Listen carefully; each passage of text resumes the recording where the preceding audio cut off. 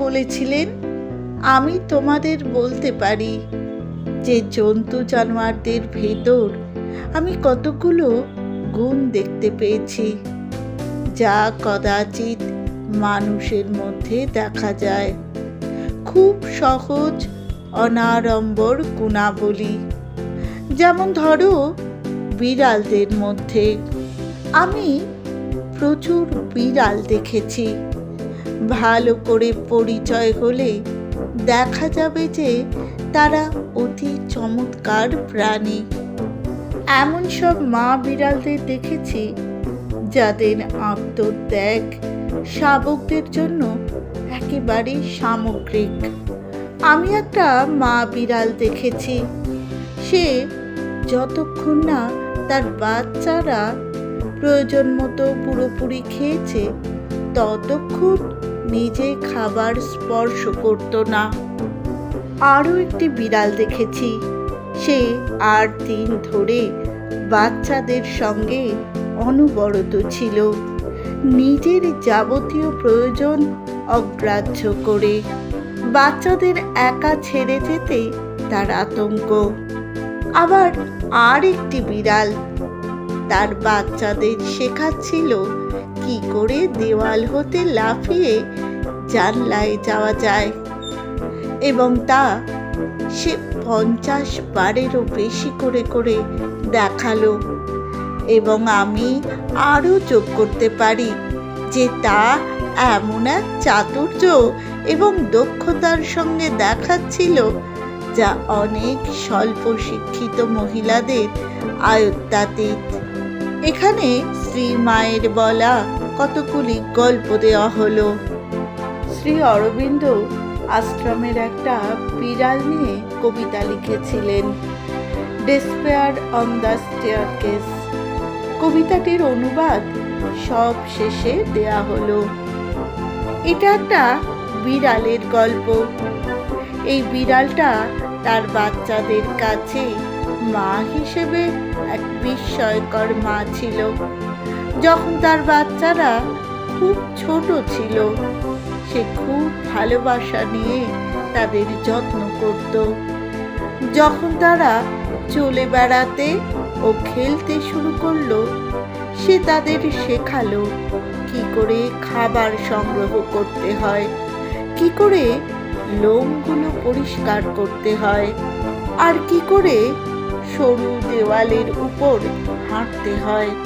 সেটা এমনভাবে শেখালো যাতে বাচ্চারা পড়ে না যায়। পরে সে শেখাতে চাইল কি করে একটা দেওয়াল হতে আরেকটা দেওয়ালে লাফানো যায়।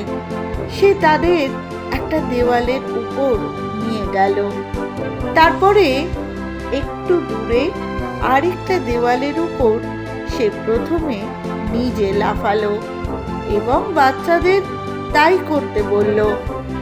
বাচ্চাগুলো দুটো দেওয়ালের মাঝে ফাঁক দেখে ভয় পেয়ে গিয়ে আর লাফাচ্ছে না। সে বারবার তাদের ডাকতে লাগলো, এসো এসো লাফাও, কিন্তু তারা নড়ছে না।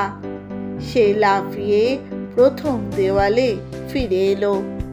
নাও, এখন তাকিয়ে দেখো আমার ছোট্ট সোনারা, এটা মোটেই শক্ত নয়, চেষ্টা করো, লাফাও। কিন্তু বাচ্চাগুলো লাফাচ্ছে না। ও, তোমাদের ভয় লাগছে? এসো, আমি আবার তোমাদের দেখাচ্ছি। ভয় পাবার কিছু নেই। দেখো আমি কি করছি। সে শরীরটাকে ধনুকের মতো বেঁকিয়ে লাফানোর জন্য তৈরি হলো। দেখো আমি কি করছি। আমার পাগুলোর দিকে আর পিঠের দিকে তাকাও। বাচ্চাদের দিকে সস্নেহ দৃষ্টি দিয়ে যেন বলতে চাইল। তারপর সে লাফিয়ে খুব সহজভাবে শূন্যের উপর দিয়ে ভেসে অন্য দিকের দেওয়ালের উপর হালকাভাবে নামলো। সে গলা কাঁপিয়ে শব্দ করতে লাগলো, যেন এসো, এখন এসো, চেষ্টা করে দেখো। বাচ্চাগুলো দেওয়ালের ধারে এসে নিচের দিকে তাকিয়ে দড়িতে পিছিয়ে গেল। মা বিড়াল তাদের কাছে ফিরে এলো। নিচের দিকে তাকিও না, তোমরা ওইখানে নিচে লাফাতে যাচ্ছ না, ওই দেওয়ালটার দিকে তাকাও, ওখানে তোমাদের যাবার কথা। তারপর সে বাচ্চা দুটির একটিকে থাবা দিয়ে জোরে এক ঠেলা দিল। বাচ্চাটি তখন লাফিয়ে অন্য দেওয়ালে গেল, কিন্তু অন্য বাচ্চাটি তবু যাবে না, তার সাহস হচ্ছে না। মা বিড়ালটি প্রায় 1 ঘন্টা ধরে চেষ্টা চালালো। অবশেষে ছোট্ট বাচ্চাটি লাফালো এবং অন্য দেওয়ালে গিয়ে পড়ল। তারপর সে বারে বারে কতবার যে লাফালো। একটা খুব সুন্দর ছাই রঙের বিড়াল ছানা ছিল। তার নরম লোমের ছাই রংটা ছিল অপূর্ব, মনে হতো যেন রূপো গুঁড়ো করে মুক্ত গুঁড়োর সঙ্গে মিশিয়ে লোমে লাগানো হয়েছে। সত্যি সে খুব সুন্দর ছিল। একবার এই শান্ত ছানাটি অসুখে পড়ল। ওর মা অন্য ছানাদের বলল, দেখো তার অসুখ হয়েছে, তার থেকে দূরে অন্য কোথাও গিয়ে খেলা করো, যাতে সে বিশ্রাম পেতে পারে। ছোট্ট ছানাগুলো তাদের বড় বড় বিচক্ষণ চোখ দিয়ে অসুস্থ ছানাটিকে দেখল। একে অন্যদের দিকে তাকিয়ে একমত হয়ে মাথা নাড়ল। তারপর তারা খেলা আরম্ভ করলো চুপচাপ। অসুস্থ ছানাটা যেই ঘরে আছে তার থেকে একটু দূরে। তারা পা খেয়ে খেয়ে খুব ছুটোছুটি করলো পরস্পরকে ধরার চেষ্টা করে, কিন্তু একবারও তারা ওই অসুস্থ ছানাটার কাছে যায়নি। নানা ভঙ্গিমায় ছানারা লাফ মারল, একে অন্যকে তাড়া করলো, কুস্তি করলো, কিন্তু কোনো শব্দ না করে। খেলার সময় অসুস্থ ছানাটিকে তারা একটু উৎপাত করেনি। তারপর আর একটা বিড়ালের কথা। এটা দেখতে খুবই সুন্দরী, কিন্তু একটা খুঁত ছিল। তার লেজটা ছিল সাধারণ বিড়ালের মতোই, বেশ সরু, মোটেই ভালো জাতের বিড়ালদের মতো লম্বা ঝাঁকড়া লেজ নয়। একদিন শ্রীমা জানলার ধারে দাঁড়িয়ে আছেন। সুন্দরী বিড়ালটি তার সঙ্গে আছে। নিচের বাগানে এক জমকালো চেহারার বিড়াল ঢুকলো। বিড়ালটি ছিল প্রতিবেশী বাড়ির। গায়ে সুস্পষ্ট 3টে রং এবং তার সঙ্গে মানানসই চমৎকার মোটা লম্বা লেজ। চলেছে যেন এক রানী, আর তার লোমশ লেজটি অবলীলায় তার পেছনে পেছনে যেন ভেসে চলেছে। শ্রীমা বলে উঠলেন, ওহ, কি সুন্দর, কি চমৎকার লেজ, কি ভালো দেখতে। কয়েক মাস পরে সরু লেজওয়ালা বিড়ালটার 2টো ছানা হলো। আর এই ছোট্ট ছানা দুটির মধ্যে একটি হলো একেবারে ঠিক পাশের বাড়ির বিড়ালটির মতো। শরীরে স্পষ্ট 3টে রং ও লম্বা ঝাঁকড়া লেজ। কি করে এই অদ্ভুত ঘটনা হলো তা আমরা জানি না। বোধহয় সেটা একটু গোপন কথা। শ্রীমায়ের একসময় একটা বিড়াল ছিল, যার হাব ভাব বিড়ালের মতো না হয়ে ছিল এক সম্ভ্রান্ত মহিলার মতো। সে যখন হাঁটত, তার সুন্দর মাথাটা উঁচু করে মর্যাদাপূর্ণভাবে হাঁটত। যখন সে ঘুমাতো, অন্য বিড়ালদের মতন গুটিসুটি মেরে ঘুমাতো না। পিঠটা শটান করে সোজা হয়ে সারা রাত্রি একবারে নড়াচড়া না করে ঘুমাতো। সময়ে কতগুলো ছানা জন্মালো। তাদের উপর তার এত টান ছিল যে এক মুহূর্ত তাদেরকে ছেড়ে থাকতো না। সব সময় ছানাদের কাছে থেকে আগলে রাখত। বোধহয় সে ভয় পেত যে তার বাচ্চাদের কোনো ক্ষতি হবে। তাই দীর্ঘ 8 দিন সে ছানাদের কাছেই রইল, এমনকি খাদ্য সংগ্রহ করার জন্য নড়ল না। শ্রীমাওর এই বাচ্চাদের প্রতি স্নেহপূর্ণ যত্ন লক্ষ্য করতেন। তারপর একদিন বিড়ালটার মাথায় যেন একটা বুদ্ধি এলো। সে একটা ছানার ঘাড়ের পিছনটা কামড়ে ধরে নিয়ে এসে শ্রীমায়ের 2 পায়ের মাঝখানে রাখলো।